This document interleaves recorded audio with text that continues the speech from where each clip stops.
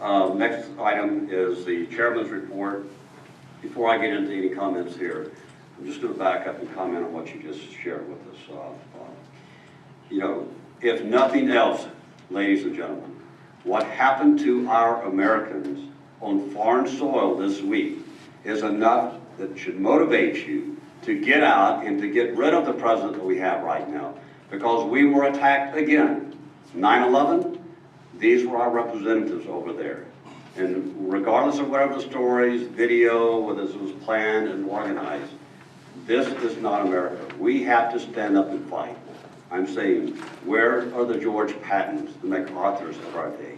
You know, these guys do not take care of business. But I know that it's a very sensitive area. It's a religious battle for the folks over in that area.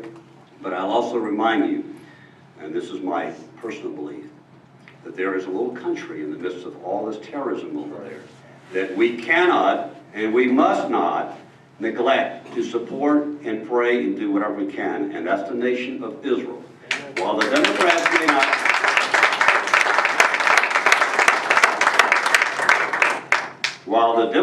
may not, accept the fact that Jerusalem is the capital of Israel, and maybe half of the committee or more do not respect God, we as Republicans do. And we know where our strength and our hope and our help comes from. And I think it's important that we not only pray, but we do what we can to support those that are in positions, our elected officials, to remind our president that we must stand with Israel. Even when our president won't take time to talk with the prime minister, when he comes here in a time of crisis such as they are facing right now, that is a shame and disgrace to America. And that's going to change November the 6th with your help. Now,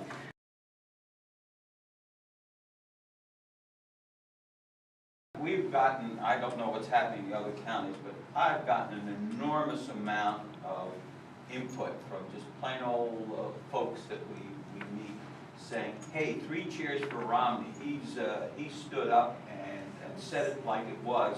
What's happened to the rest of Republican leadership? Is there something we can do other than say good words, some action of some sort that I can take back to people and say, we're sticking with Romney on this? Well, first of all, Mitt Romney is now effectively the leader of the Republican Party as our candidate for president, and he is the spokesperson for us. And we need to recognize that and be sensitive to that, but all the rest of us need to speak up about this issue as well. I put out my weekly column this week, which goes to a wide array of different sources on this very subject, and we'll continue to speak out about it. Everyone should. You got to be sensitive to it. Yesterday was a fabulous day here in the 6th District. I got to spend the whole day with Paul Ryan. We flew down to Harrisonburg. We got on the Romney campaign bus at the airport. We're headed to the rally, and we decide, you know what? The President of the United States and the Secretary of State are at Andrews Air Force Base unloading the 4 coffins, putting them into hearses, and we better not pull up to a rally and do the rah-rah stuff. So we actually parked and sat there and watched that while we waited until that ended. Then we saw Mitt Romney come out at a rally wherever he was and do a moment of silence and talk about these 4 individuals. And then when we saw that, we then pulled in to our rally. And I think Paul Ryan was a little more subdued than he might otherwise be because of that. So you've got to be careful how you handle this issue.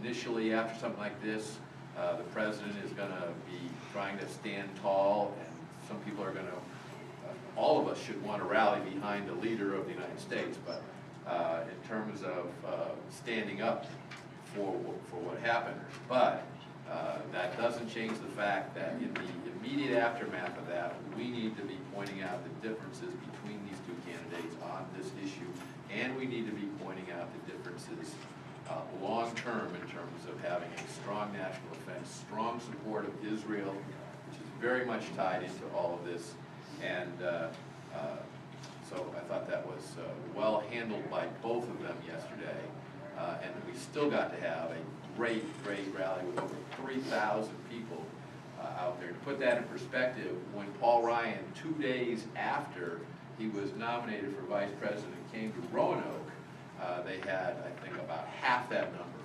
So this was a great thing for the Shenandoah Valley to turn out 3,000 people, cheering, enthusiastic people.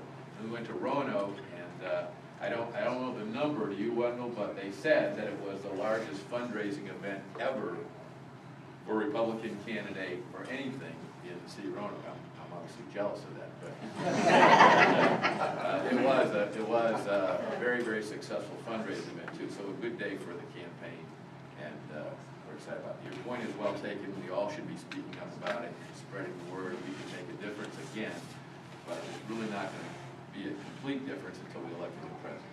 Well, I understand that the people that have been keening on me, perhaps there's more knee-jerk reaction, and perhaps I'm responding to that. But they were looking to say, what is it that our representative? This is not directed at you, by the way. It was more directed at the leadership of the House.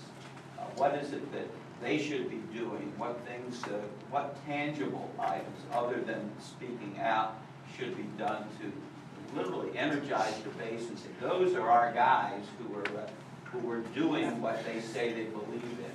Well, first of all, they need to conduct the appropriate investigations. Secondly, they need to support Mitt Romney. They have been speaking out and doing that. You got to be careful, though, that you don't conduct a political campaign on the graves of 4 people who just died. So the time for this is now, and we should not let this go. And of course, this is still playing out in Africa and Asia, and we need to watch how that plays out. We all can recall, and some have analogized this to what happened in Iran in the late 1970s and in 1980, when it probably played a key role in costing Jimmy Carter's presidency. But every situation is different, and every candidate is different, so you can't just say this is like that, and so let's do it. But I think you had a weak president then, and people in the Middle East saw that and took advantage of it. I think you have a weak president now, and people in the Middle East see that and are taking advantage of it. So that needs to be pointed out at the appropriate time, and that appropriate time is now. Thank you. Okay, thank you, Bob. Appreciate it.